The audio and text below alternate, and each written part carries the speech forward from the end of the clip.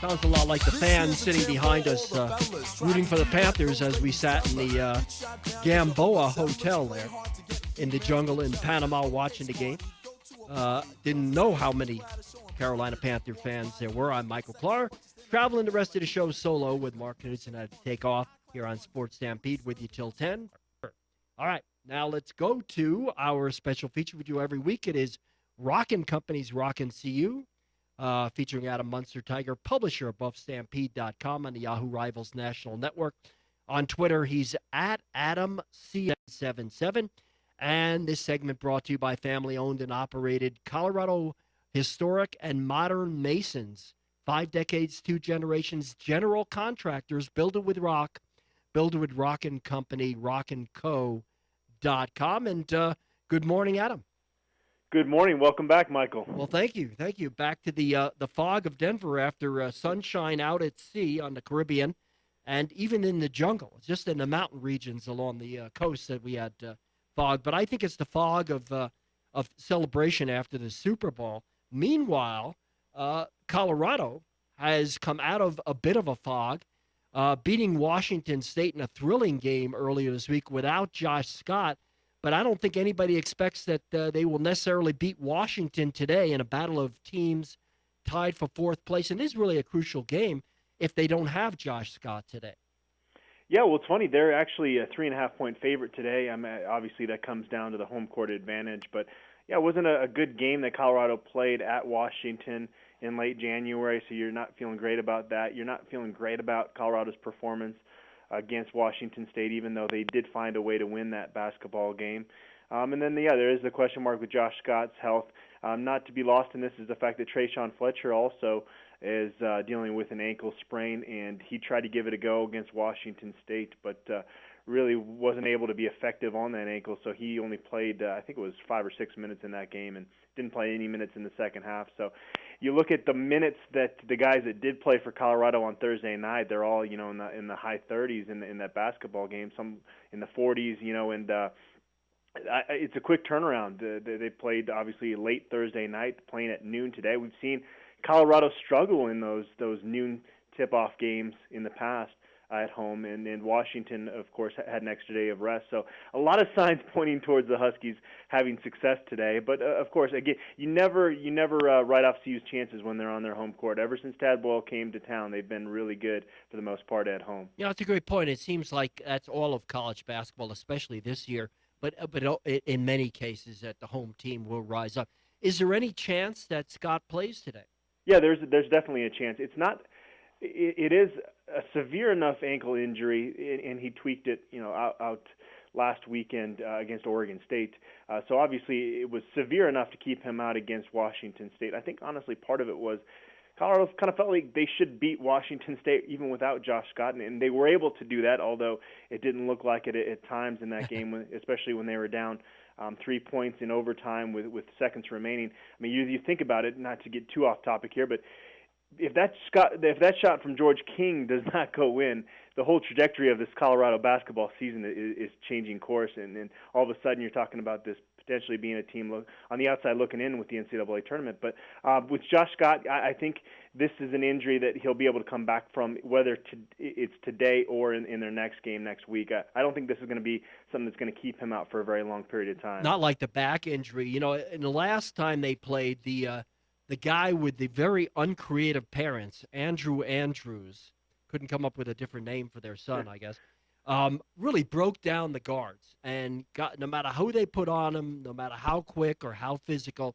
he got into the paint. He was able to penetrate, especially off the dribble, and it just opened everything up. And a team that often had 4 freshmen on the court scored layups, got offensive rebounds. It just messed everything up because everybody had to rush and help out on Andrews, who was unstoppable anyway. I would imagine without Scott, you might get a yeoman's effort of tremendous effort of guys running to the ball, running to the boards, overplaying without their senior leader and star.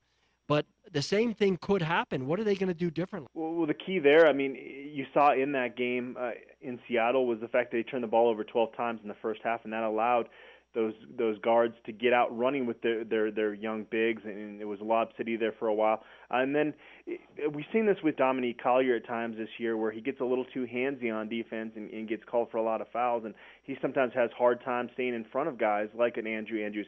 Dominique Collier had a career game out in Seattle, but he did foul out of that game, and Andrew Andrews goes to the free throw line. He shoots 17 free throws in that game, so it's not a good matchup. It really isn't. Colorado does not do well against guards as talented as Andrew Andrews that can penetrate, create, get their own shot off. So somehow, some way, finding a way to stay in front of him without picking up those ticky-tack fouls is going to obviously be key today. Yeah, and they've had trouble with guards like this, like Gary Payton, also at Oregon State, does similar things. All right, looking at it, we're coming down the stretch of the season. Not that many conference games left to go. As we sit mid-season, I have Colorado in the NCAA tournament. Do you? Yeah, they would be in right now as an 8 or a 9 seed based off, the kind of the resume they have right now. Obviously, that can change. And again, if they lose to Washington State, that would have been a huge hit. So they kind of avoid disaster there. I think as long as they find a way to kind of hold serve at home and maybe pick up one more road win, I think they're going to be in. I think there are 6 teams in the Pac-12 that we could make the case for right now. Washington being the biggest bubble team, actually, after sprinting out to start the year, being in first place for a lot of the first month of the conference play. But I'd say Oregon, USC, who lost yesterday, that has to hurt them a little bit. Utah, Arizona, Colorado, and Washington. But surprisingly, not California and UCLA. Do you see 6 getting in at this point? Actually, if you look at some of the projections, I know Joe Lunardi has 7 in with Cal getting in as well. I think CBS, I think most of the projections actually have 7 getting in at this point. Wow. With Washington struggling recently, they've lost 4 of their last 6 games. Cal, and I think what got them back into the picture was that big win over Oregon on Thursday night. If you look at the kind of the grouping with Colorado, Washington, and Cal, there's probably a good chance one of those teams struggles here down the stretch, and you're looking at a 6-bid conference. Oregon State still at 6-6 in the conference, very outside shot. I mean, if they get really hot here at the end, they're not completely out of it. You look at the bottom of the conference, obviously UCLA, Stanford, Arizona State, Washington State not in the picture for the NCAA tournament. And if you're a Pac-12 fan that wants to see potentially 7 teams from the conference get in, you've got to kind of root for those, the top teams in the mid-major conferences to win their conferences, because if that doesn't happen, some of those at-large bids get eaten up by those mid-major teams. So that's going to be part of the equation as well. But I don't think, without question, there should be 6 teams, I think, from the Pac-12. It's kind of viewed as the second best, most competitive conference in the country, and I think they'll get rewarded for that. And who's the first most competitive? The Big 12. Okay, very good. We'll be talking Big 12 later on in the show, the Kansas-Oklahoma rundown, and we're going to ask that question of their representative who talks with us, Tom Keegan. Last week, you and Mark went over recruiting, summing up the recruiting period, and that was terrific. Tell us, you're already hard at it on 2017 recruiting. What's coming up on buffstampede.com? Well, yeah, it's going to be a full class. Unlike this last class where Colorado only signed 17, you're going to see a full 25 guys signed. So with Darren Chiaverini coming over from Texas Tech, you saw kind of this boost of energy on the recruiting trail late during the 2016 cycle, and that's picking up early here with the 2017 cycle. And one thing to watch is the in-state recruiting this time around. It's probably the deepest crop of in-state talent that I've seen since covering Colorado football recruiting. So there's already 10 guys in the state of Colorado that have power conference offers. And nobody does that better than buffstampede.com and Adam Munsterteiger. Especially love the recruiting stuff on buffstampede.com.